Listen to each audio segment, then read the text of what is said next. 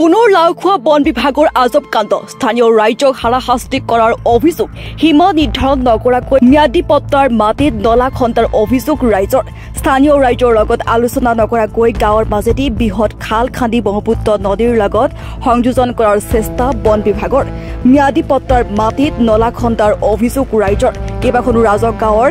ৰাইজে নগাঁও জিলা উপায়ুক্তক বন বিভাগৰ বিৰুদ্ধে অভিযোগ দাখিল খাল খান্দিলে গৰাখহনীয়াৰ সৃষ্টি কৰি ঘৰ দুৱাৰ গৰাখহনীয়াৰ কবলত পৰাৰ আশংকা ৰাইজৰ লাওখোৱা বন বিভাগে সীমা নিৰ্ধাৰণ কৰি পিছত খাল বনোৱাৰ আহ্বান স্থানীয় ৰাইজৰ মুখ্যমন্ত্ৰীক তদন্তৰ আহ্বান ৰাইজ তথা দল সংগঠনৰ তাৰমানে দেওভো ৰেঞ্জাৰ এইবিলাকে আমাৰ ডিচি তাত আমাৰ এইটো মাটিখিনি কিন্তু ৰেভিনিউ মাটি চৰকাৰী মাটি কিন্তু ডিচি আণ্ডাৰৰ মাটি ফৰেষ্টৰ মাটি নহয় ডিচিয়ে বোলে তেওঁলোকক দিছে মাটিখিনি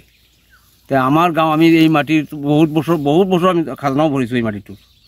তজি খাজনা দিছোঁ আমি বহুত বছৰ আজি কেইবাবছৰ যদি খাজনাটো নলয় নলোৱাৰ পিছতে সিহঁতে ডিচি ছাৰে বোলে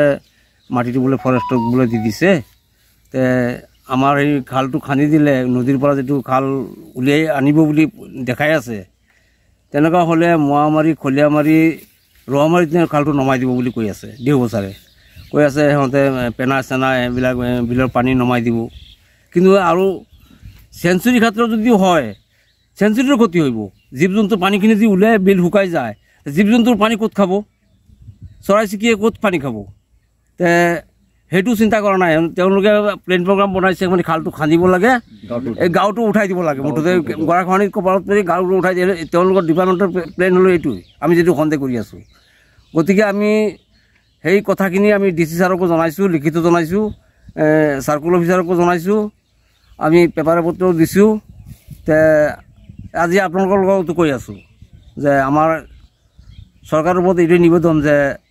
এই খাল খান্দাটো বন্ধ হ'ব লাগে এই খাল খান্দিলে আমাৰ ৰেভিনিউ গাঁওখন নাথাকে আমাৰ চিতুমাৰী পথাৰৰ গাঁওখন নাথাকে বুলি আমাৰ অনুমান হৈছে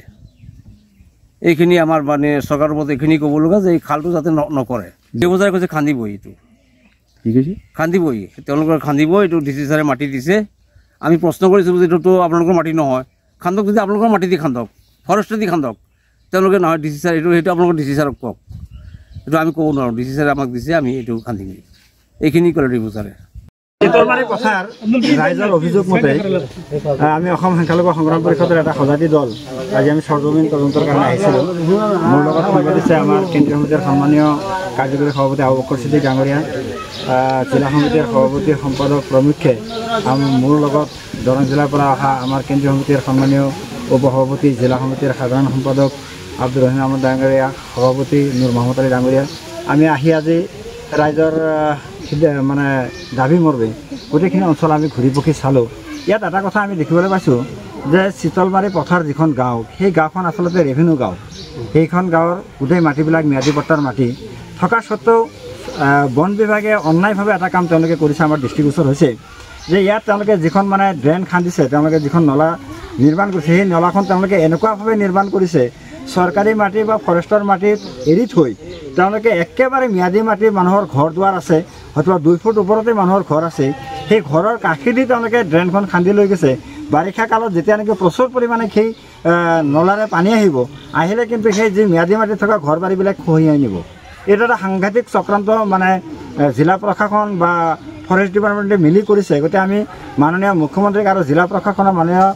আয়ুক্ত মহোদয়ক আমি অনুৰোধ জনাম যাতে তেখেতসকলে নিজাববীয়াকৈ জইণ্টলি যাতে এই জেগাখিনি প্ৰদৰ্শন কৰে তেওঁলোকে পৰিদৰ্শন কৰি ইয়াত যি ধৰণৰ অন্যায় হৈছে ফৰেষ্ট ডিপাৰ্টমেণ্টে যিটো এটা অন্যায় কৰিছে আচলতে সংঘাতবিলাক সৃষ্টি কেনেকৈ হয় এনেকুৱা কিছুমান সৰু সৰু কথাৰ পৰাই আচলতে সংঘাতবিলাক হয় তেওঁলোকে ক'ব যে হয় আমি চৰকাৰী মাটিত ড্ৰেইন খান্দিছোঁ হয় তেওঁলোকে চৰকাৰী মাটিত ড্ৰেইন খান্দিছে কিন্তু তেওঁলোকে হয়তো 3 নল 4 নল তেওঁলোকে ইফালে তেওঁলোকে মানে ড্ৰেইনটো খান্দিব পাৰিলে হয় তাকে নকৰি তেওঁলোকে একেবাৰে ম্যাদী পট্টাৰ মাটি আৰু ঘৰৰ একেবাৰে পিৰালিলৈকে যাক আমি হেৰি বুলি কওঁ চালপিৰালৈকে তেওঁলোকে মানে ড্ৰেইন খান্দাৰ কি যুক্তি আছে তেওঁলোকৰ ইণ্টেনশ্যনেলি তেওঁলোকৰ এটাই উদ্দেশ্য হৈছে যে যাতে খহনীয়াত এই মাটিখিনি খহাই নিয়ে আৰু সেই মানুহখিনি যাতে অট'মেটিক তাৰ পৰা এটা সময়ত উঠি যাবলগীয়া হয় এই যে চক্ৰান্তবিলাক এইবিলাক সৰু সৰু কথাৰ কাৰণে এটা সংঘাত সৃষ্টি হয় আৰু তাৰ পৰা এটা খাণ্ডৱ দাহৰ সৃষ্টি হয় গতিকে জিলা প্ৰশাসনক আয়ুক্ত মহোদয়ক আমি আহ্বান জনাইছোঁ যে তেখেতে যাতে DFOক লগত লৈ আহি এই চৰজমিন তদন্ত কৰি এই সমস্যাটো যাতে অতি শীঘ্ৰে সমাধান কৰে আৰু তেখেতৰ লগত হয়তো আলোচনা কৰাৰ কাৰণে আমি প্ৰস্তুত হৈ আছোঁ ইয়াৰ ৰাইজো প্ৰস্তুত আছে তেওঁলোকক আমি সদায় সহযোগ কৰি আছোঁ আমি কোনো ধৰণৰ তেওঁলোকক আমি বিৰোধ কৰা নাই যে তেওঁলোকে জীৱ জন্তুৰ এলেকা